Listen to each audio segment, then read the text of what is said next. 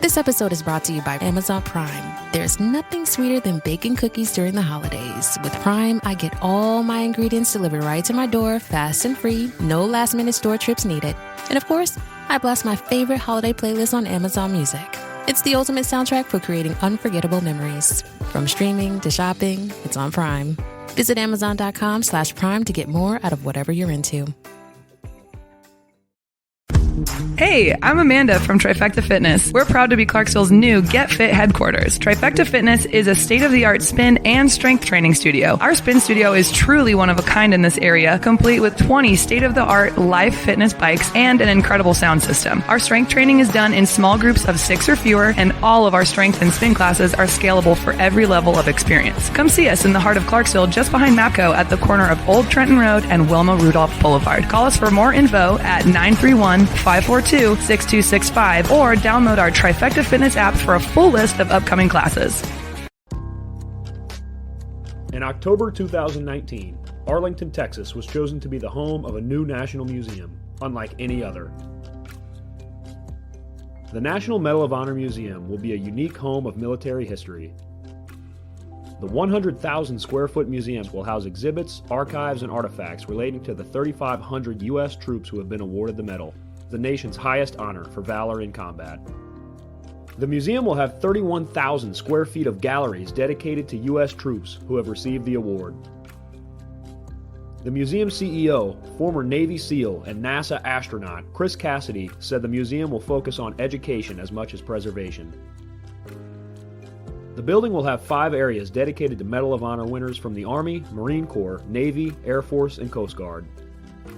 The main gallery will be located in a central plaza under a 25,000 square foot slab of steel, which will appear to be suspended in midair. It will be supported by 5 pillars. Black Rifle Coffee is a corporate sponsor of the museum, as are the Dallas Cowboys. The museum's board also includes over a dozen major corporations and 6 Medal of Honor recipients, including David Bellavia, Patrick Brady, and Britt Slabinski. Army Staff Sergeant Bellavia was awarded the medal for clearing an entire house by himself on November 10, 2004, as a squad leader in support of Operation Phantom Fury in Fallujah, Iraq. He killed 4 enemy fighters and wounded a 5th in close quarters battle. Army Major General Brady flew and coordinated the evacuation of 51 seriously wounded men during a firefight in Vietnam in January 1968. Slabinski, a Navy SEAL chief and team leader, led a rescue team of SEALs during Operation Anaconda in Afghanistan in March 2002. Slabinski and his team flew to a mountaintop ambush site to rescue Petty Officer First Class Neil Roberts, who had fallen from the back of a helicopter. Slabinski led the team through almost constant combat against an entrenched Taliban force. Along with the board members, former presidents Jimmy Carter, Bill Clinton, George W. Bush, and Barack Obama serve as honorary directors.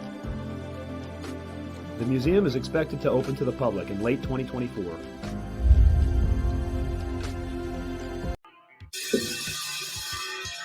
All right. Welcome back. MisFitNation. We are a show founded by a veteran and hosted by 2 veterans and a military spouse. Our mission is to get people to tell their story to the world. If you're an author, share your tips with MisFitNation. If you're a musician or actor, our audience needs to know how they too can get into the business. Coaches, we love our coaches. Come on and share some of your tips with the Misfit Nation to help them become better versions of themselves. If you're a corporate leader or an entrepreneur, come on and share how you did it and how hard you have fought for success. If you're a veteran, first responder, or Gold Star family, we would love to have you come on and just share your story with the Misfit Nation. We always have time for you. If you're feeling down, alone, or starting to see the darkness, stop. Think about those who are around you. You are not alone. You will be missed. If you feel like your problems will be a burden to those in your inner circle or are embarrassed, dial 988. If you are a veteran, take option 1. We need you to keep pushing forward. Don't make a permanent solution to a temporary problem. If you're a new listener, welcome to the Misfit Nation. Be sure to subscribe to our show on your favorite podcast apps and also on our YouTube channel at _Misfit Nation. Subscribe and click the bell to keep you up to date with our latest episodes and all of our news. You can also find us on Heroes Media Group and About Face Radio. Now, let's get to the show.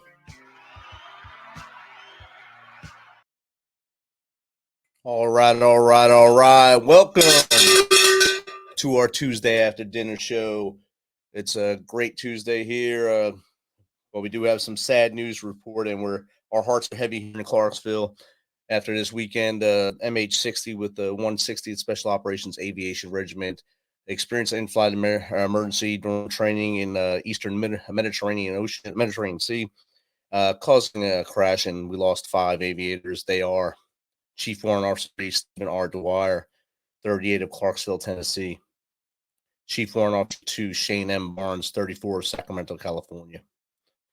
Sergeant Tanner W. Groen, 26 of Gorham, New Hampshire. Sergeant Andrew P. Southard, 27 of G. Junction, Arizona. And Sergeant Cade M. Wolf, 24 of Mankato, Minnesota.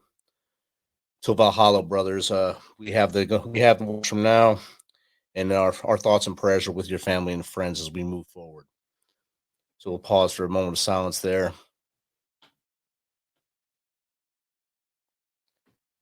All right. Our next guest has built a successful company from scratch and decided he wanted to teach others how to do the same. In his 50s, with no teaching experience, his only job offer was from a minimum security prison camp. Having no experience with prisons or the incarcerated, he told his first class on the first day, "I'm going to learn a lot more from you than you could possibly learn from me." His book, Lifeline to a Soul, takes the reader inside the fence and chronicles the victories and challenges he faced as a first-time teacher in this strange world. His experience will entertain us, enlighten, and educate anyone who is curious about what life is like inside a rural, minimum security prison camp. So without further ado, let's welcome John McLaughlin, author, entrepreneur, and prison teacher to the Misfit Nation. Welcome, John. Hey, thank you, Rich. It's a pleasure to be here, and I'm a fan of the show. I'd like to first of all thank you for your service. I never served, but for everybody listening who has, my heartfelt thanks. You know, I think it's easy to take for granted that we have the greatest military in the history of the world. There's a lot of people behind the scenes doing a lot of work. And when you start reading about war, you realize how much we depend on these people and how we can very easily not see them, you know, and all the work they do. So thank you very much. No problem, John. It's hard when things like this weekend happen, especially in the community like I'm in here. Most of my neighbors are in that unit, so it hits hard when it's that close to home. And I'm sure it hit hard in all those 5 communities where they're from as well, as I'm sure their loved ones are not doing as well as we are at this time. So that's why our thoughts and prayers go with them. And but they would want us to keep pushing forward and do positive things in life. And positive things is something not many people would you do. I'll tell you that right now. To go into any prison, I mean, you make light of it saying a minimum security camp, but it's still guys in jail. You're going in jail for the first time, and you're teaching for the first time. So that's an amazing journey for you along the way there. Yeah, and you know, something I never planned to do, never thought I would do, but you know, I was looking to teach, and I'm a very determined person, and I just kept at it. And I'm 7 years in with no job offers, and I'm getting older and older, and I have no experience. And so here it was this or nothing. And so we interview at the prison, and I've never been inside of it. And I'm looking around, and these are some scary looking guys, and it's a pretty rundown place. And they show me where I'm going to be teaching, and I'm like, how could I possibly make this a classroom? And I had a half a notion to run for the door and say, no, I don't want to be a teacher anymore. But I knew it was this or never. And thank God I stuck it out, you know, and wept the first day and did it, because it was probably the most rewarding thing I've ever done in my life. Met some really good people. I learned a lot about a system that's, you know, could certainly use improvement. So it was life-changing. And then I'm like you, COVID hit, and they don't let anybody in prison anymore. Programs are shut down, and I got all this time. And so I wrote a book, just like you did. Outstanding. I actually have your book, by the way. Awesome. Loved it. I loved it. Awesome. Yeah, I loved it. It's a great book. Yours right here. I like. There we go. But I love the early years stuff when you grew up. I thought that was excellent. You know, I love I feel like I know you, you know, because of how you told the story. And Awesome. some of your advice was excellent. So I very much enjoyed it. That's awesome. Yeah. So John, if you don't mind, tell us a little more about, like, first you were an entrepreneur. So tell us about your entrepreneurial journey. And then when you decided, hey, I want to try to help others. Absolutely. So it kind of started with my father. He never went to college. He was just a hardworking guy. And so he took the first job he could get, which was really working in a factory on the factory floor, spent 25 years building this company up and worked his way to national sales manager, which is a pretty amazing journey. You probably couldn't do that. Yeah. I mean, it took his whole career and a lot of blood, sweat, and tears, a lot of travel, a lot of time away from the family, a lot of sacrifice. And he got to be in his mid-50s, and one day they just let him go. Him and all his buddies who had built this company, they had some change of management. They got rid of these guys. They were too expensive, and frankly, they were trying to steal from the company, and these guys were putting up resistance. So he goes from this very secure place where he thought he would retire from, and one day he doesn't work there anymore. And he realized that he was never going to put himself in that situation again. He said, from this day forward, I work for myself. I will never do this for somebody else. They have all the control. So he started into the industry that he had spent his life in with nothing from the dining room. And I just so happened that I was getting out of college at that time. And he said, how would you like to come to work for me? And I said, in the dining room? I mean, we got nothing. We got a phone, we got a filing cabinet, and we work in the dining room, and we have no money. He said, well, I don't have any money, but I can afford to get you a company car, and we'll have a lot of fun together. And I told him, I said, you know, this looks really risky. I can see me getting in here and investing my time and energy, and then we're just going to fail, and all these small companies fail, and I'll have nothing to show for this time. But I know I can learn from you, so I'll tell you what, I'll give you 2 years, but then I'm moving someplace safe. Well, he had learned those big companies aren't safe. So I said, that was 1987. I said, I'll work for 2 years, but that's it. Just know that going in. So I still work for and own that company today in 2023. You know, it's come through some amazing changes. But one thing I learned about when you work for yourself, you've got to educate yourself. And I quickly became outdated as far as new technologies, because I'm working the same way I always did.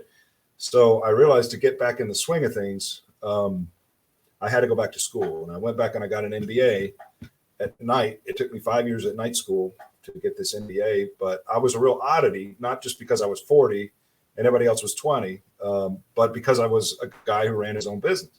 Most people, when they get an MBA, they're doing it because they work for a big company and they're climbing the corporate ladder. I was doing it just to learn.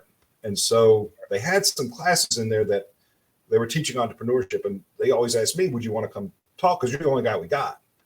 And I loved it. I was like, well, this is perfect. This is going to be my second career because I can help these guys. You know, entrepreneurship is best taught by somebody who's done it and made the mistakes, who can prevent you from making the mistakes, because you have limited resources always, no matter what you start with. And you only get so many mistakes before you fail. And the failure rate is, you know, astronomical. I think 50% don't make it through the first year. You know, if you can make it through 4 or 5 years, you're in the top 20. I mean, it's very, very, very difficult proposition. So I realized I could help these people. And I said, okay, enough of what I've done. I'm done with that. I built that to where I'm comfortable. I had other people running it, and I'm going to teach. And like I say, I went back and got more degrees. I couldn't get an interview. I couldn't get anything until I got the prison job.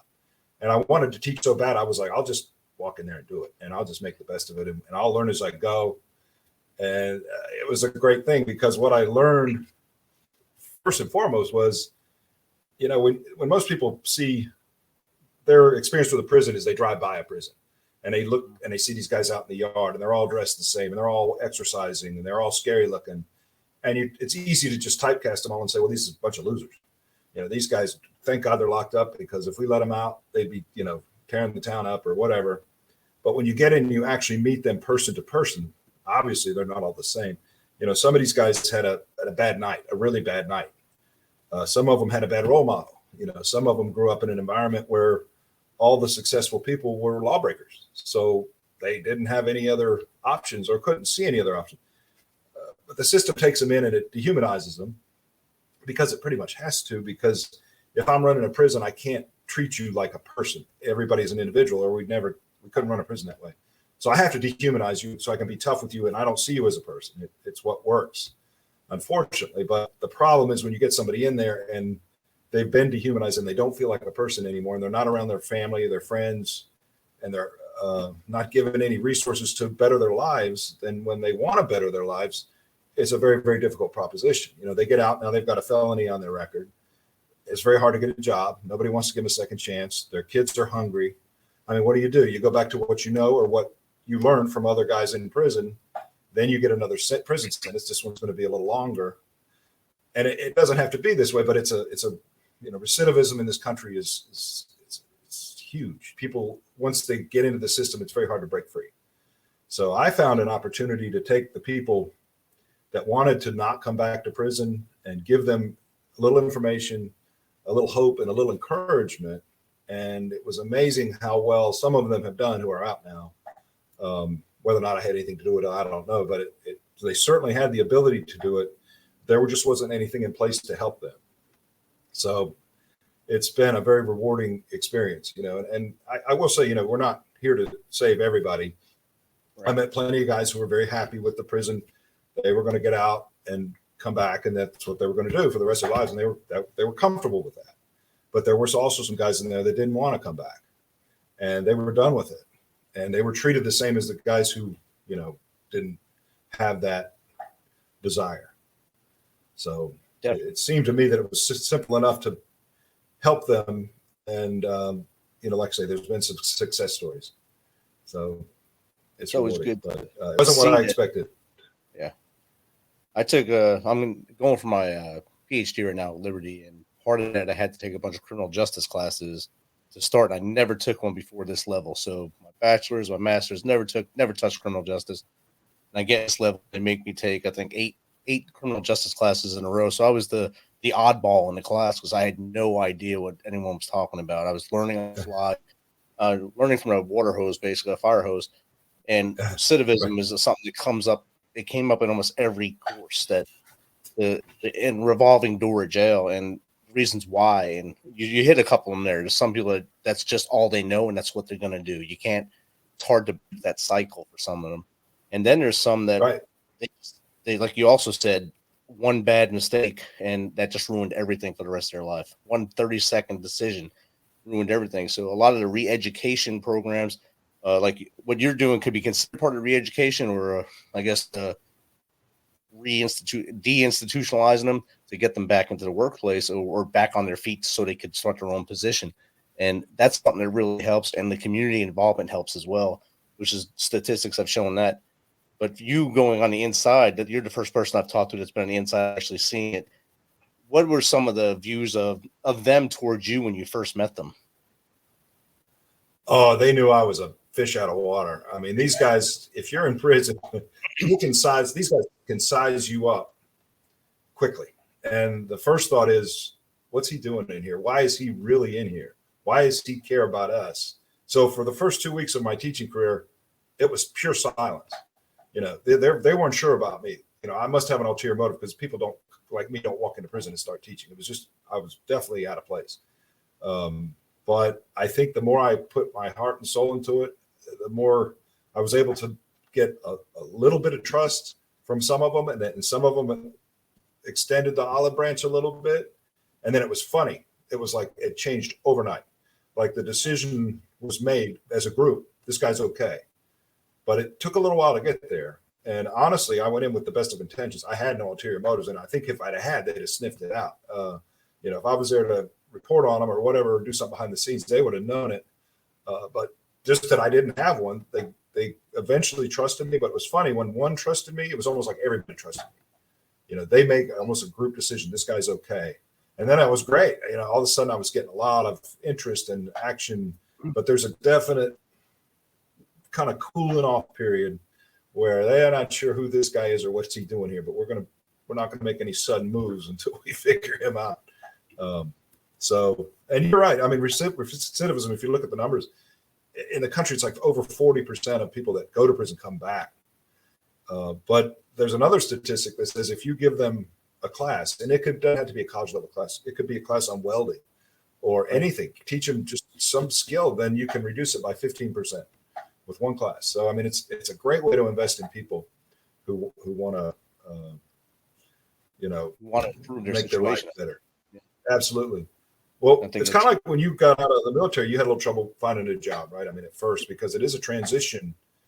And so you got to get somebody's mind to where, okay, what you've learned in here isn't going to help you much out here. We've got to shape it a little and sharpen it up.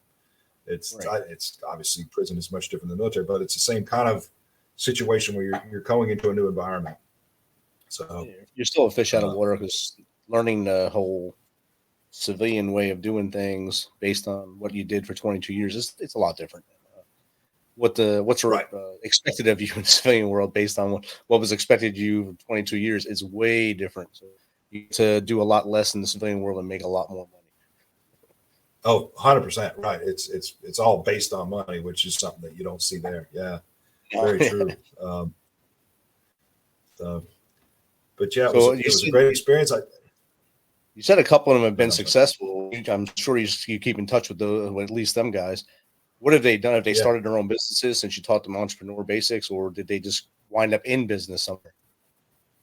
A lot of them had a plan before they met me.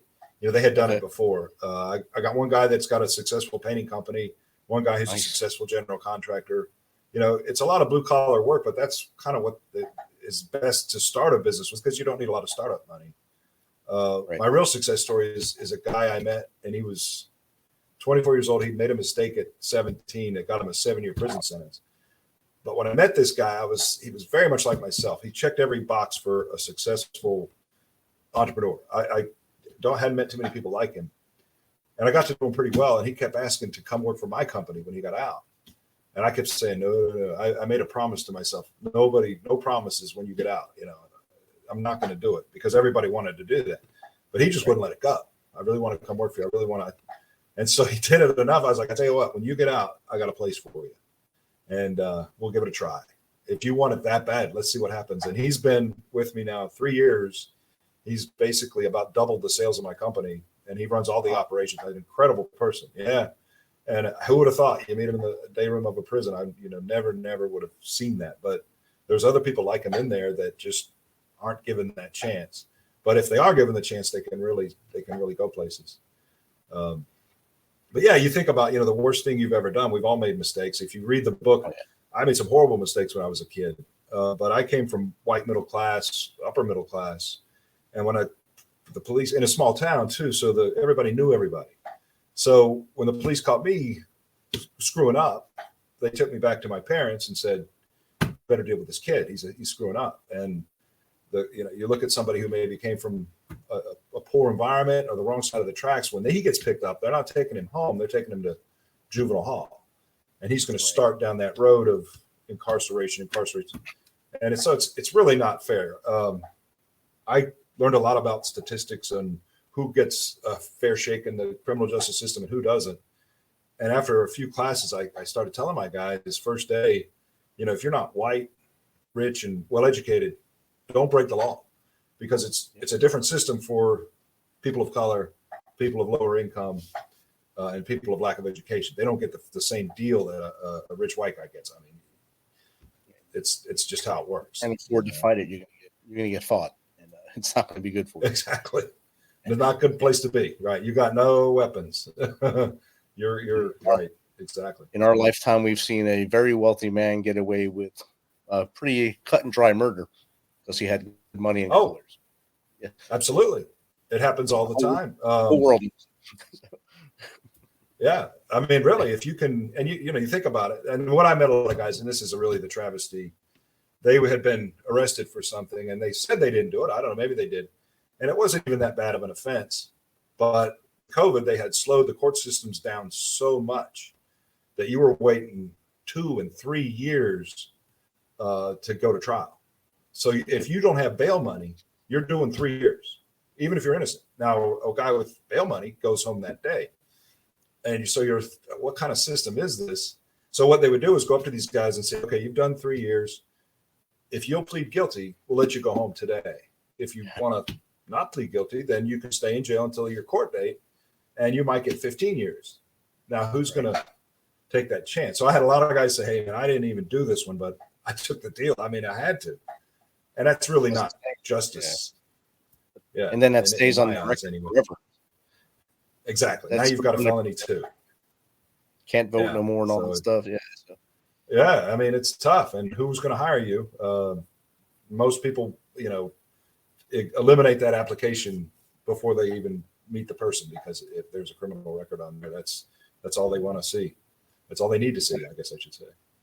So once they see that on there, it's over. Let's go on to the next. Or something like that. On to the next one. Absolutely. Most businesses, they make it when you have to check the box. Being a business owner and successful, you know that you only have so much time to read a resume, so much time to read a report on somebody. And if that's the first thing that's on there, okay, gone. And it's a horrible thing, but I know that's what happened across the board. And I'm not saying I wouldn't have done it myself. It's just like you say, if I've got 50 applicants and 10 of them have a felony on the record, well, it's 40 real quick. I can eliminate those from the top of the stack. Now I wouldn't do that today because I've gotten to know some of them, and I might get to want to meet them first. But it's that mindset of he's made a mistake. We can't risk bringing him in here. He who knows, he'll go off the rails on us. But especially in minimum security, they're not all like that. Right. And they're usually the prisoners that have shown a promise or shown that they can be trusted or something like that. And either if they didn't start there, they moved there because of that. Exactly right. Usually, if you've got a prison sentence, they put you in the hardest prison they got, and you work your way up the ladder through good behavior, and it takes years to get to that level. Minimum security. The people always ask me, "Did you ever feel threatened? Were you worried about your safety?" And during the interview, I very much was. I was like, "Well, what do I do when there's a riot?" And they were all laughing at me. They won't believe me. There won't be a riot. And I was like, "Oh yeah, I watch TV. What am I supposed to do?" I said, "I'm not going to turn the job down, but do I crawl under the desk? Is there a whistle? I mean, what do I do?" And they were just laughing at me like, "You don't know what this place is like. Just wait." And you realize once you're in there, these guys throw a punch at anybody, they're going right back to the bad place. And then they got to work their way 2 or 3 more years. And so you never see it. You never see any physical altercations. You don't even really see verbal disagreements. It's a very calm place. Because everybody's got a lot to lose. If they go to war, they lose. Doesn't matter if they win the fight, they lose. So, it's a good, safe place. I never saw any, trouble amongst themselves or against me.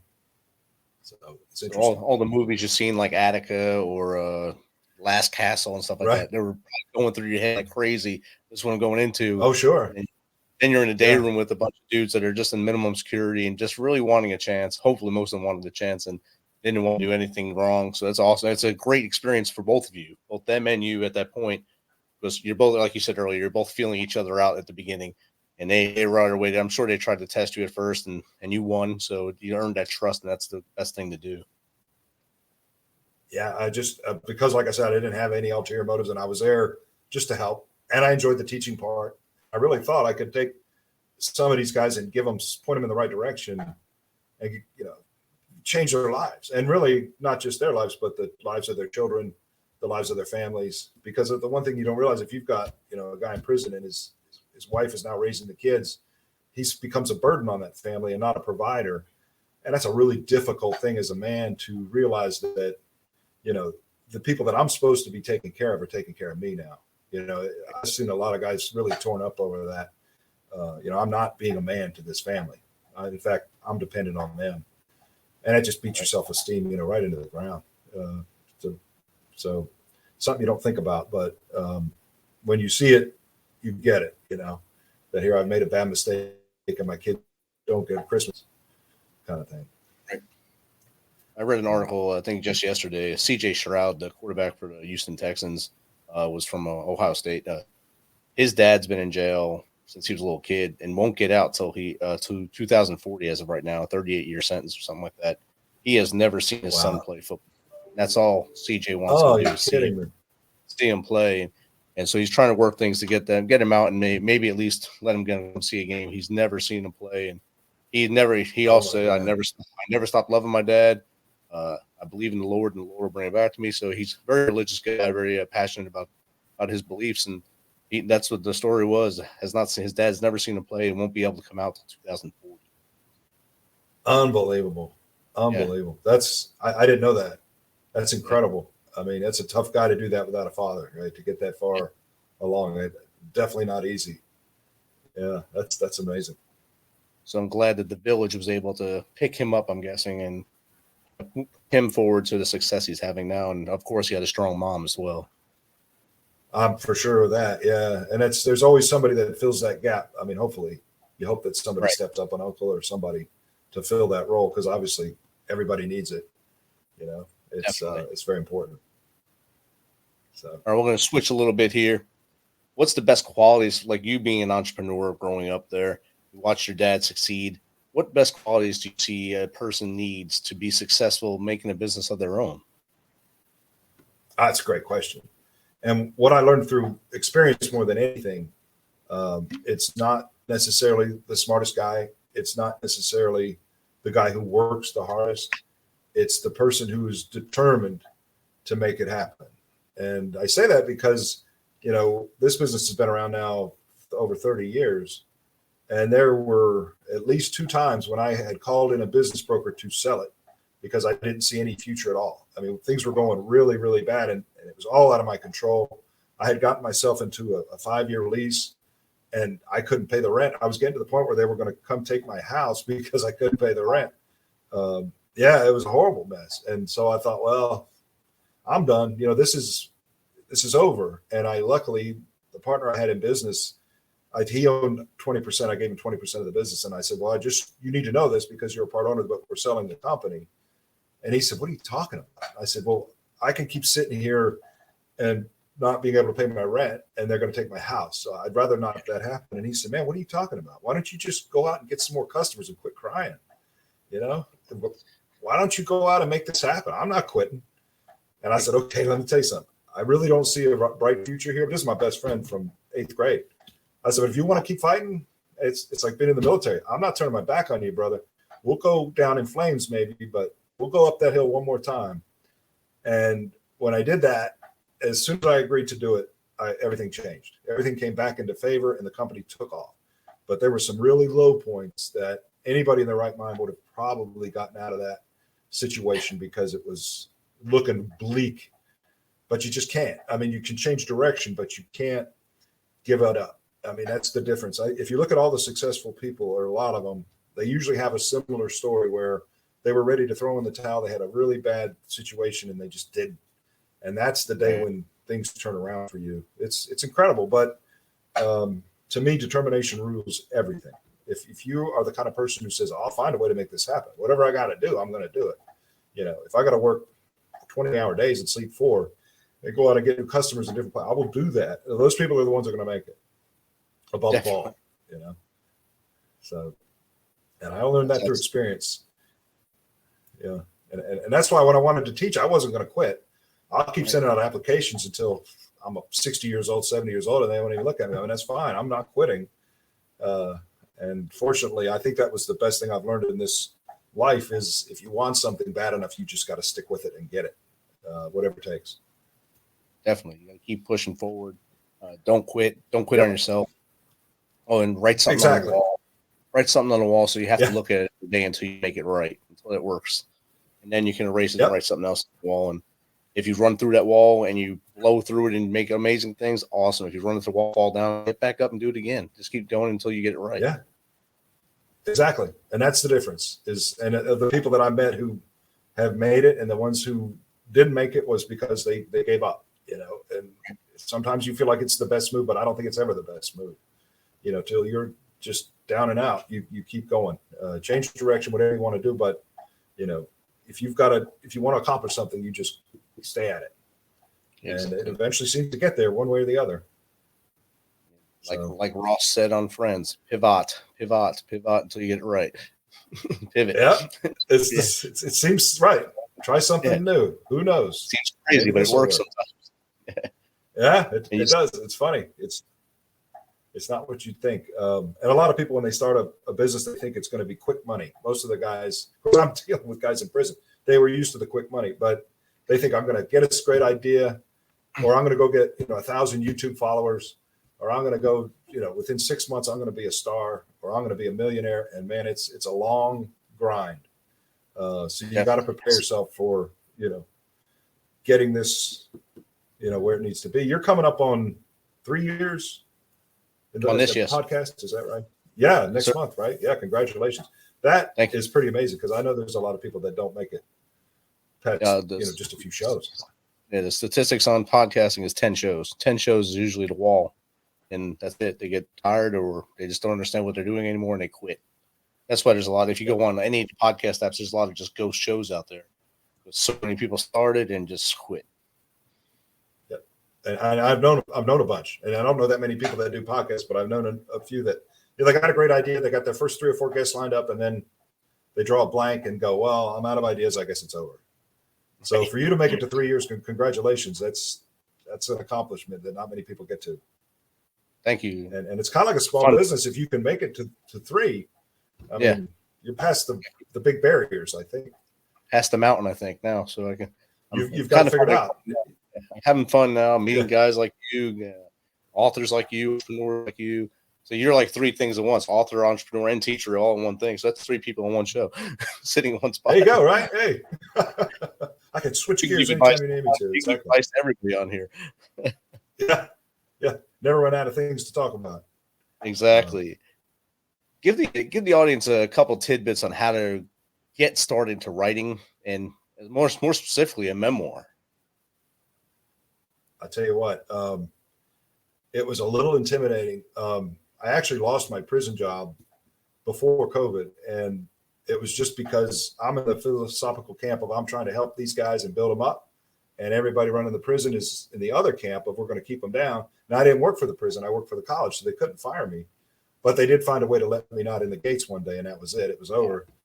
And I went to my father's wife, and I said, well, I got some news for you. I don't have any more prison stories. They love my prison stories. Tell me about this guy. What did this guy say? What happened? And I said, well, the prison stories are over. And she said, well, I guess you'll have to write a book about it. And I thought about it for about 10 seconds, and I was like, I think you're right. I think I should do that, because I can take the reader inside with me, and I'll tell you exactly what happened to me. And maybe at the end, you'll see things that I saw where it changed my perspective. But, with COVID, I did all the household projects, and then it was like, okay, we're in quarantine. We're not getting out. I've got all kinds of time. I'm just going to start writing. You sit down and you start writing. And I tell you what, is one of the most rewarding things I've ever done. I don't care if I never sell a book. It was very much worth it, because when I got, you get your early beta readers in there, and they take your rough stuff and they take, change it around, make the change. And my story was all about teaching in prison. And they all said, no, you can't do that. We need to know, how did you get to the prison? Tell us about your business. Tell us about this and that. And so I had to turn it into a full-blown memoir, which I never planned to do. But like they asked me, for instance, why did you marry your wife? I said, man, I don't know. It seemed like the right thing to do at the time. No. What was it about her that made you know that she was the one you wanted to marry? And I was like, I never really thought about it. So, you go back and you look at these little things that happened in your life, and you think about things that maybe you hadn't thought of in a long time or remembered in a long time. And you learn a lot about yourself, and you remember the people that really came through for you, maybe took an interest when you were young and gave you good direction. You forgive the people that maybe didn't fill the roles they were supposed to. And I think above all, you forgive yourself. So I would advise anybody, if you're sitting down with a pen and paper, or you're sitting down with a word processor or whatever you've got, and you want to write, sit down and write, because it'll be one of the best journeys you'll ever go on. Even if that book never sees the light of day, you'll learn more about yourself and what made you than you'd expect. So it was a great thing. I don't think I'll write another book. I think one book did it for me. I'm a one and out kind of writer, but it was a great time. But you just write until you get to a point where it seems confusing, and then, get somebody to look at it and get an objective opinion, and then get another one, and you'll be amazed what comes out. I it was pretty fascinating for me to remember all that stuff. How long did it take you to write your first book? The first one, probably that whole year. So the end of 21, from 20 to 20, December of 20 to December of 21 is when it was released. So that whole year, and then with my daughter being my editor, kicking it back to me so many times, tell me I don't write right. I write like I talk and things like that. So we had to go back. Since she was published in high school, so she was the expert on books and stuff, and she still is. She helped me with my second book as well. She made sure my cover was correct and made sure the verbiage was correct. My characters were developed correctly. So my second book just came out September 11th. That book took me a lot longer. Oh, I have to get that. I kept stopping writing it because I don't want to more. I'm kind of like you were saying, I don't want to do this, but then jump back in. I kept jumping back in and cutting things out. And now I finished the first, and I'm already started the second part of the book. So it's the second book to go with it. Oh, wow. So is this more of a memoir of the book that just came out is a fictional book based on many of the people I served with. So many people would be like 4 or 5 people would be combined into each character to build a story about mental health in the military as they go through battle and stuff. Oh, wow. Well, that's my next book. Well, your daughter did a great job. I thought that it flowed perfectly. I didn't find any mistakes. She's very, very good. I'll let her know and make her head get bigger. Yeah, that's right. She earned it because that's a tough job. Yes, it is. It's a tough job. It's hard to tell your dad what to do. Absolutely. I'm sure she was very gentle about it. Yeah, sure she was. Yeah, right. Yeah. John's been great chatting with you. How does someone get in contact with you if they want to have you on their show, or if they want to just talk to you about maybe making the decision to get into business or become a teacher in prison? Hey, that's great. I appreciate that. And we do have classes now. I'm not teaching in prison, but I hooked up with a guy who was in that prison. I didn't know him at that time, but he was an inmate who got out and wanted to start an education program. And I had happened to hire him to work for my company, and I didn't know that. And we were talking one day after work, and I said, man, I got all the material. I built a class for 3 years. So we work together now, and we help people on the outside. It's all volunteer work that either are recently released or are overcoming obstacles in their life. And we call our company Lifeline Education Connection. The name of the book is Lifeline to a Soul. And if you go to our website, it's lifelinetoasoul.com. At the very bottom of the page, there's a place to leave your email address. And anybody who leaves their email address and would like a copy of the book and mentions Misfit Nation or Rich LaMonica, I would be more than happy to send you one at no cost. I'll autograph them because I didn't write the book to sell books as much as I did to help people change their perspective and maybe give somebody a second chance who wouldn't have got one. And that's all. So, and that website is going across the bottom for anyone who's on deal right now, who's listening on your podcast, so you can get your copy of Lifeline to a Soul. So how you can help John and his team as they educate others to do better things in life. John, this has been great having you on tonight. I'm glad I told you in the green room my Tuesday, bad news on Tuesdays all the time here. You made this a great Tuesday. Thank you again for taking the time to hang out with us. I appreciate you having me, Rich. It's totally my pleasure. I'm looking forward to your second book. Thank you. You have a great night. Great. Okay, you too, Rich. Thank you very much. Bye. Bye now. This message is from the U.S. Department of Veterans Affairs. Did you serve in the military? If so, you can obtain a free lifetime pass to more than 2,000 federal recreation sites. These sites are located across more than 400 million acres of public lands, including national parks, wildlife refuges, and forests. The lands host activities to fit any lifestyle: hiking, biking, fishing, camping, and much more. Gold Star families are also eligible for these free lifetime passes. Plus, they cover entrance fees for a driver and all passengers in a car, or up to 3 additional adults at sites that charge per person. Obtaining one is easy. Just go to the National Park Service website, nps.gov, or the National Park Service app.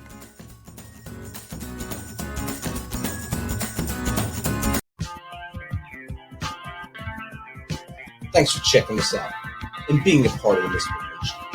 Don't forget to visit our website at themisfitnation.com. That's themisfitnation.com. Check out all of our past episodes and get some of that great Misfit Nation gear. As always, be humble, stay hungry, and keep hustling, because we are Misfit Nation.